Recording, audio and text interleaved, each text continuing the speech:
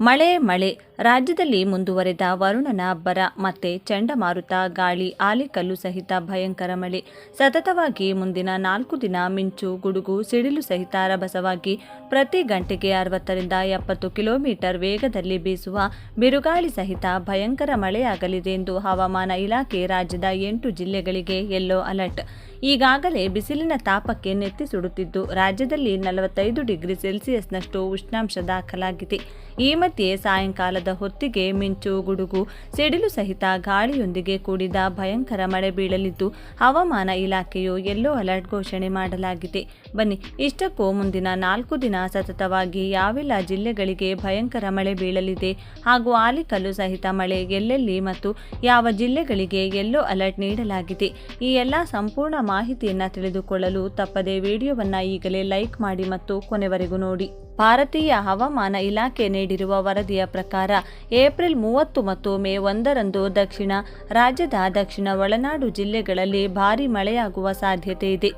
ಈ ಹಿನ್ನೆಲೆಯಲ್ಲಿ ಹಲವೆಡೆ ಯೆಲ್ಲೋ ಅಲರ್ಟ್ ಘೋಷಿಸಲಾಗಿದೆ.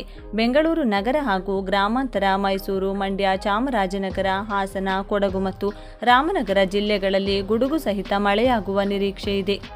ಕೆಲವೆಡೆ 64.5 ಮಿಲಿಮೀಟರ್ನಿಂದ 115.5 ಮಿಲಿಮೀಟರ್ವರೆಗೆ ಭಾರೀ ಮಳೆಯಾಗಬಹುದು ಎಂದು ಅಂದಾಜಿಸಲಾಗಿದೆ. ಗುಡುಗು ಸಹಿತ ಮಳೆಯ ಸಂದರ್ಭದಲ್ಲಿ ಗಂಟೆಗೆ 30 ಕಿಲೋಮೀಟರ್ ವೇಗದಲ್ಲಿ ಬಿರುಗಾಳಿ ಬೀಸುವ ಸಾಧ್ಯತೆ ಇದ್ದು ಸಾರ್ವಜನಿಕರಿಗೆ ಎಚ್ಚರಿಕೆ ವಹಿಸುವಂತೆ ಸಲಹೆ ನೀಡಲಾಗಿದೆ. ವಿದ್ಯುತ್ ಉಪಕರಣಗಳನ್ನು ಬಳಕೆಯಲ್ಲಿ ಜಾಗರೂಕತೆ ವಹಿಸುವುದು ಹಾಗೂ ಗುಡುಗು ಮಿಂಚಿನ ವೇಳೆ ಸುರಕ್ಷಿತ ಸ್ಥಳಗಳಲ್ಲಿ ಇರಲು ಸೂಚಿಸಲಾಗಿದೆ. ಇದೇ ವೇಳೆ ಬೆಂಗಳೂರಿನ ಪೀಣ್ಯ, ರಾಜಗೋಪಾಲನಗರ, ಮಾಗಡಿ ರಸ್ತೆ ಸೇರಿದಂತೆ ಹಲವು ಭಾಗಗಳಲ್ಲಿ ಆಲಿಕಲ್ಲು ಸಹಿತ ಮಳೆಯಾಗಿದ್ದು ಬಿಸಿಲಿನಿಂದ ಬಳಲುತ್ತಿದ್ದ ಜನರಿಗೆ ತಂಪಿನ ಅನುಭವ ನೀಡಿದೆ. ಬೆಂಗಳೂರು ಗ್ರಾಮಾಂತರದಲ್ಲಿ ಸಿಡಿಲಿನ ಆಘಾತಕಾರಿ ಘಟನೆ ನಡೆದಿದೆ. ಮರಳುಕುಂಟೆ ಗ್ರಾಮದಲ್ಲಿ ಮರಕ್ಕೆ ಕಟ್ಟಿದ್ದ ಹಸುವಿನ ಮೇಲೆ ಸಿಡಿಲು ಬಡಿದು ಸ್ಥಳದಲ್ಲೇ ಮೃತಪಟ್ಟಿದೆ. ಮೃತ ಹಸುವಿನ ಮೌಲ್ಯ ಸುಮಾರು 80,000ದಿಂದ 1 ಲಕ್ಷ ರೂಪಾಯಿ ಎಂದು ಅಂದಾಜಿಸಲಾಗಿದೆ.